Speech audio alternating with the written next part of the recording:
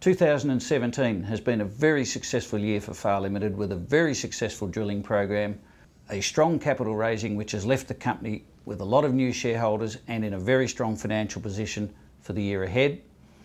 In addition, Ted Brindle has left the board and been replaced by Tim Woodall.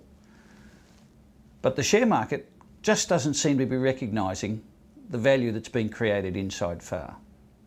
I'm here today with Far Limited Managing Director Cath Norman.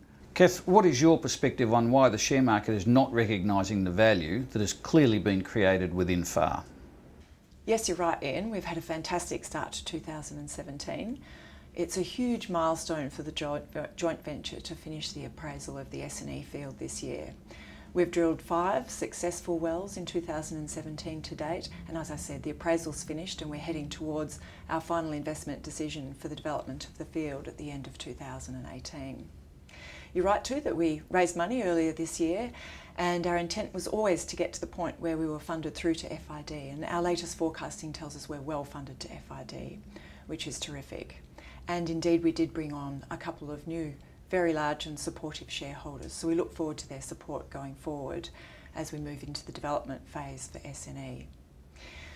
The share market has just been woeful, and the oil investment market in general has just been horrible for the last 3 years. And it's obviously been reflected in our share price, and I don't think the industry's out of the woods yet. I think we've got a few bumpy years to go.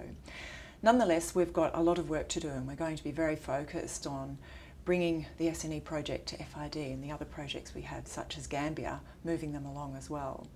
Most of the oil commentators are now forecasting that the oil price will be recovering or having some uplift in the next couple of years. So we look forward to getting some more positive sentiment towards the oil industry in that period. One item which could be expected to give the share price some momentum in the near future is the expected risk report on the S&E resource. When do you expect that report to be released?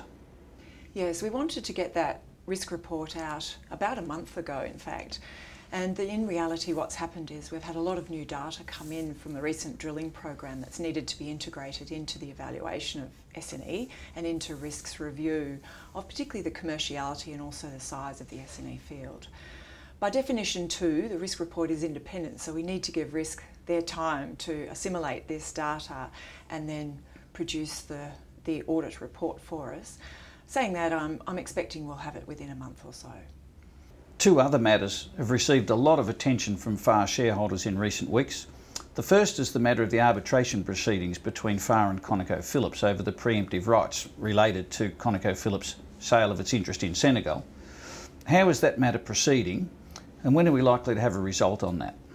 Yes, we've published quite a bit of detail as to what's going to happen going forward with the arbitration case with ConocoPhilips. It is expected to take about a year. Some of the processes involved in arbitration are quite slow and a little frustrating, I guess, for our shareholders, but it is expected to take about a year to reach resolution and cost Far about $1 million. I do want to reiterate that there is nothing for Far shareholders to be worried about. We've got nothing to lose. We still have our fantastic 15% equity in the project, and that won't change regardless of the outcome of the arbitration. However, as we know, there's a lot to gain as well by having access to another 35% in the project. But Woodside is a good company, and if we end up in a position where they are our partners moving forward, that's not a bad outcome for us. Far's expecting to drill in the Gambia next year. Now, given the success in S&E to the north, what's your view on the prospectivity of the acreage in the Gambia, and what are the chances of even more drilling success for Far? Yeah, we're very excited about this Gambia project. As you know, and as we've said, we've now got 8 penetrations through drilling into the Senegal, the S&E field, into the reservoirs that are going to be the primary targets in our Gambian acreage. And we've mapped a prospect there that's in excess of 500 million barrels on a prospective resources base on a best estimate. So we're very excited about that. We're progressing now for operational readiness in the Gambia, and we've opened an office. We've established a support base and staff base there. We're working with the government on drill preparations in terms of getting the environmental approvals through for drilling for 2018. And we're in the process now of reprocessing the seismic and integrating all the knowledge we have from Senegal into our Gambian seismic data. from what we've seen so far, the story just gets better though. So that's going to be a well we're really looking forward to in 2018. Cath, thanks very much for your time today. Thank you, Ian.